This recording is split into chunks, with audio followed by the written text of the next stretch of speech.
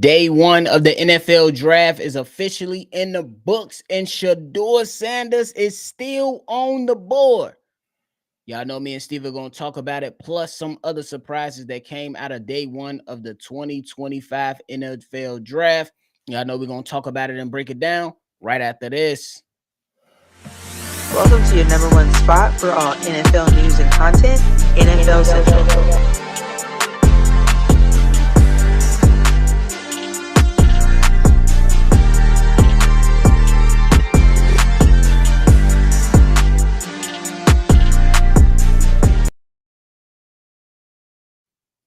What's going on, y'all? Welcome back into another episode of NFL Central, your number one spot for everything NFL. I'm your host here, Bobby, joined by Stevo. What's the word, my guy? Yo. Hey, we got day one of the 2025 NFL draft in the books for the NFL.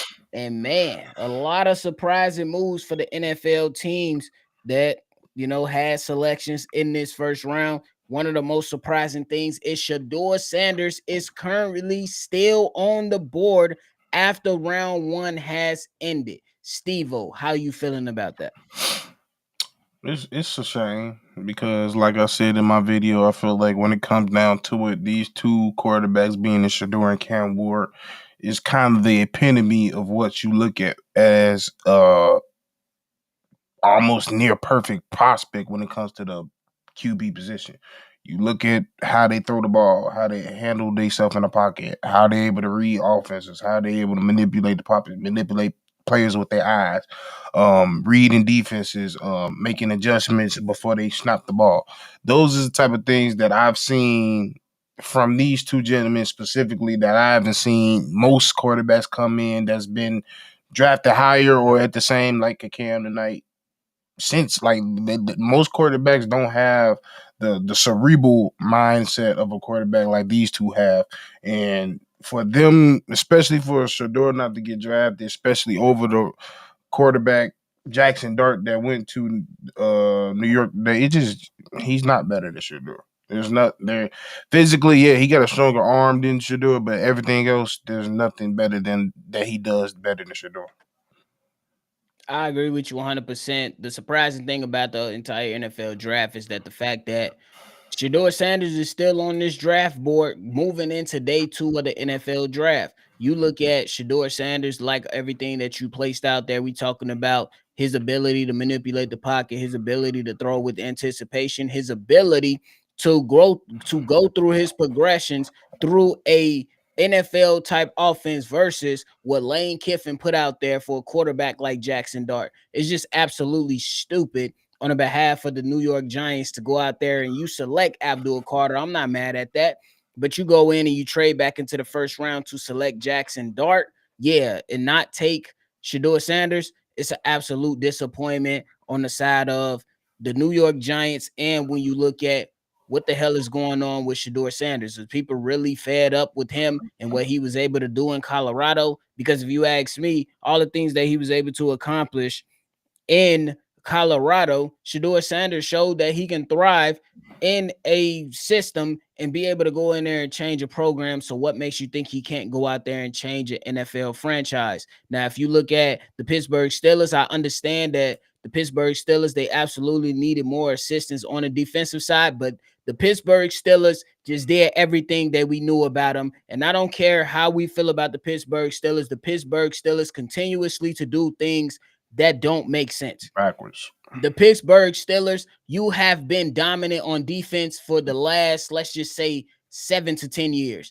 But it has not gotten you anything other than a winning season you can hang your laurels on and getting yourself bounced out of the first round. So for the Pittsburgh Steelers, who don't have a second round pick to pass up on a quarterback of the future while you have Aaron Rodgers playing fiddle with you, it's an absolutely disappointing thing that the Pittsburgh Steelers did here. Maybe they can trade in on day two to possibly move back into the second round to draft Shedeur Sanders. But the Pittsburgh Steelers, in my personal opinion, they did absolutely everything wrong in this draft. I love Derek Harmon, who they drafted out of Oregon. Don't get it misconstrued. But at the same time, the Pittsburgh Steelers, you've been predicated on defense for the last few years. You need a quarterback. Did you somehow forget that you traded away your second round pick for DK Metcalf? Who's gonna throw to him?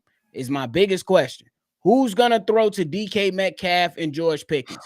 You don't have that guy. And if you sitting here telling everybody that you good with Mason Rudolph, you are fooling yourself if you're the Pittsburgh Steelers. Period.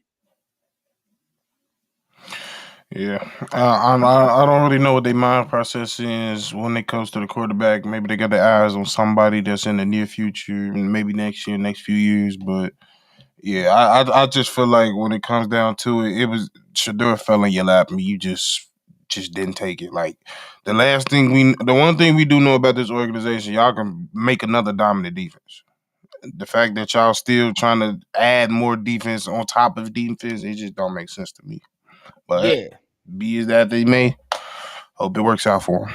Hope it works out for them. But guess what? The Pittsburgh Steelers are gonna be sitting there getting themselves ready for another winning season and getting their tails whooped in the playoffs, as far as I'm concerned. But we're gonna move on. Stevo, one of the biggest surprises in this draft, at least for day one in the NFL draft, was Travis Hunter going to the Jacksonville Jaguars after many of us, including myself, thought that he was gonna be going to the Cleveland Browns. How do you feel about the Jacksonville Jaguars trading up and go ahead and selected Travis Hunter? I think it was cool because we know they need a multitude of things. So why not get somebody that could do a multitude of things? He can play defense. They're going to have a lot of sets of them, a lot of packages on the offensive side of the ball. So I think it was the best of both worlds. They need somebody that can impact defense and on offense as well. And they got that in one player. Now, we kind of mentioned it. Like I didn't think trading up was probably the best pick, best option. But if there was going to move up, it better be for somebody like Travis. So I think they made the right decision. And with that being said, making that early of a pick for sure, or trade up, I should say.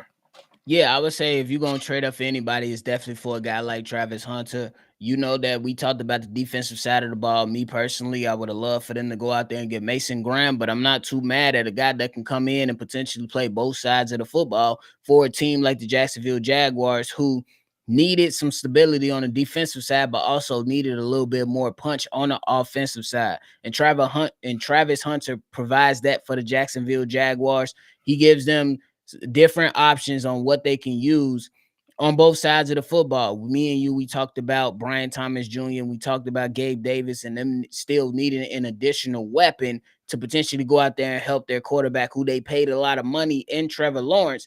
And I'm looking at the whole thing like, hey, it makes a lot of sense because you can go out there and start Travis Hunter on the defensive side, and he can go out there and be your number one cornerback.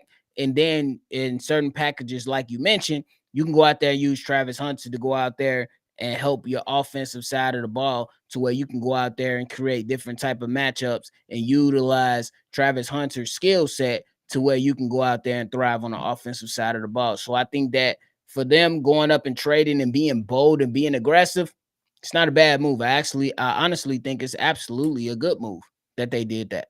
Yeah, it was. Like I said, with them needing so much, they needed somebody that can bring in more than most candidates can. Not too. There's not going to be somebody like the Travis Hunter to come in this draft probably for the next 10 to 20 years. It just don't happen. It's not a normal thing. So when you have an opportunity to get somebody like that and you're in the conversation of needing somebody like that, it's a no-brainer. For sure.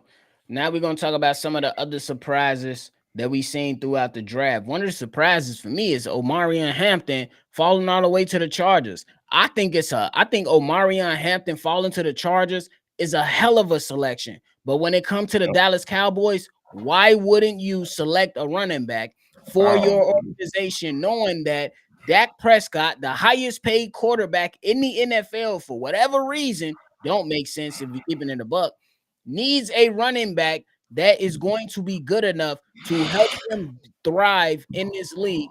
But Omarion Hampton falls to the Los Angeles Chargers, and I think that's a hell of a move by Jim Harbaugh over there in the for the Los Angeles Chargers simply because you picked up Najee Harris, you already got Justin Herbert, and now you give yourself a 1-2 punch in the backfield after struggling with guys like I think they had like Gus Edwards and J.K. Dobbins in the backfield who have been injury prone. So you remake that running back room, and now you give yourself the type of running backs that Jim Harbaugh wants to run his team with.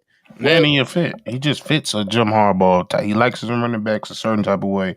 Now he has the ability to be a bell cow, but he's not going to be a bell cow, and I think that right? runs in the favor of them. Like you said, they got Najee Harris in the offseason on a very, very, very team friendly deal. So, like, yeah, I just like everything they moving over there. They fine tuning, they doing everything, especially with their quarterback over there. I think Justin Herbert is his best when he has a reliable something just reliable around him, whether that's a wide receiver, tight end, running back, or defense.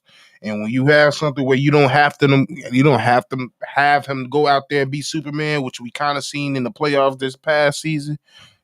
Yeah, you need him just playing smart, sound, and then when he need to make that throw, he can do that. But if you start making him having to throw all over the field, he can do it, but it's going to be very hard to win the game.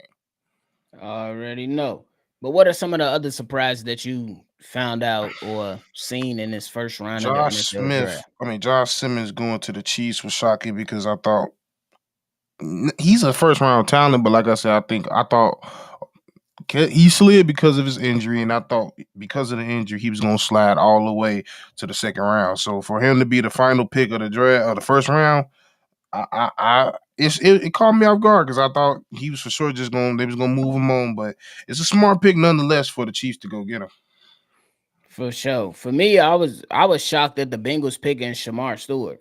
Me personally, simply because I understand the off the field stuff with Mike Green, but I just feel like the best pure pass rusher that's still on the board is a guy like Mike Green, at least for right now.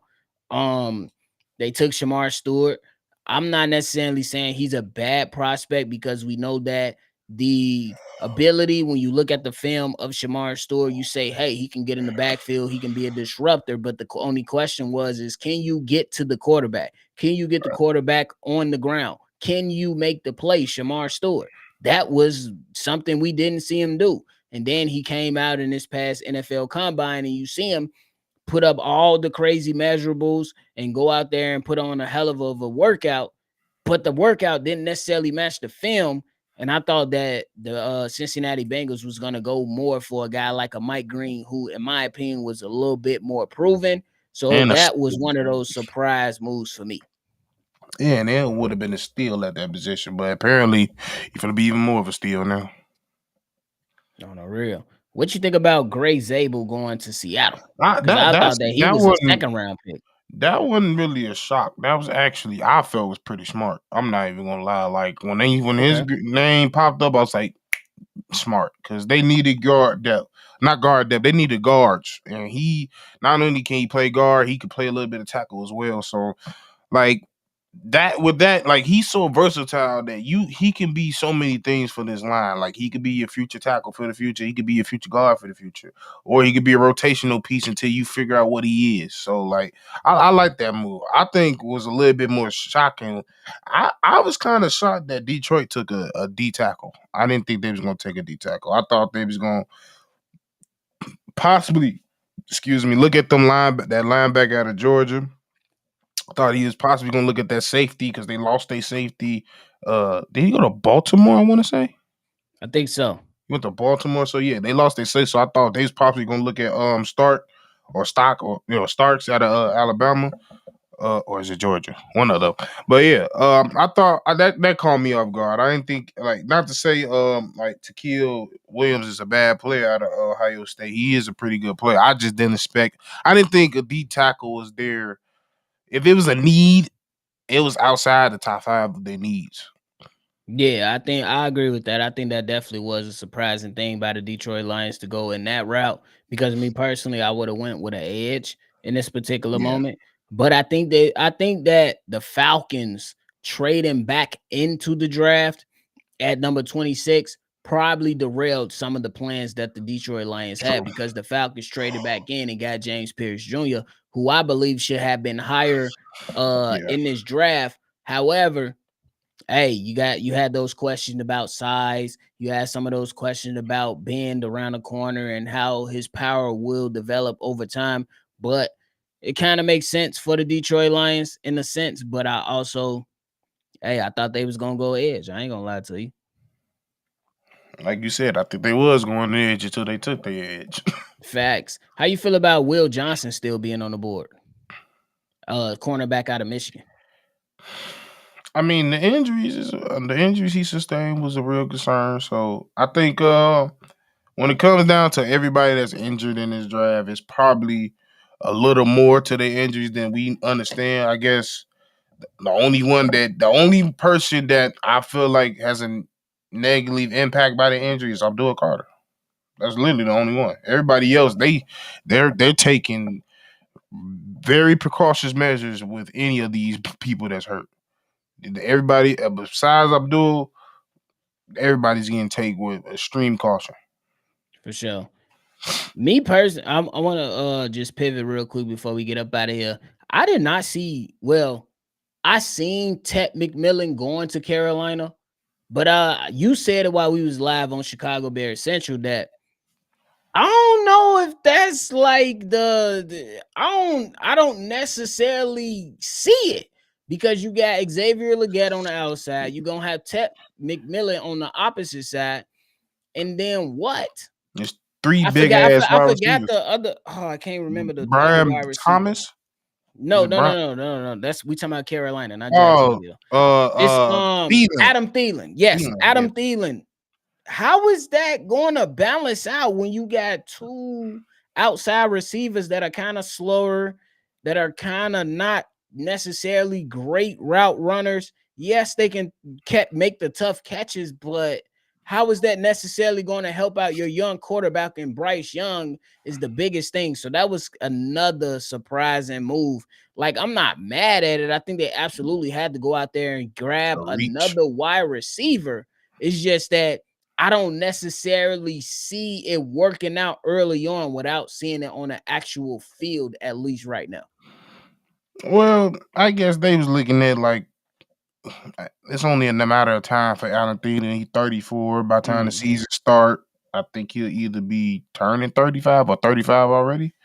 So yeah, I think they was looking at him as being his replacement. Understood. So yeah, I think he definitely gonna take a major backseat this year. For sure. Emeka Ibuka going to the Tampa Bay Bucks. That was surprising too. I ain't gonna lie. That was, I mean, I ain't see it. It was surprising.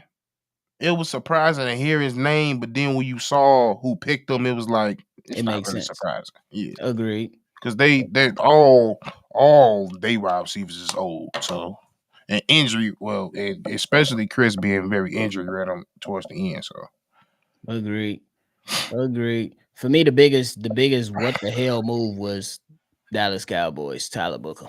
You gonna continuously sit deep. You gonna the Dallas Cowboys. The Dallas Cowboys. Are you going to continue to send CeeDee Lamb out there by himself?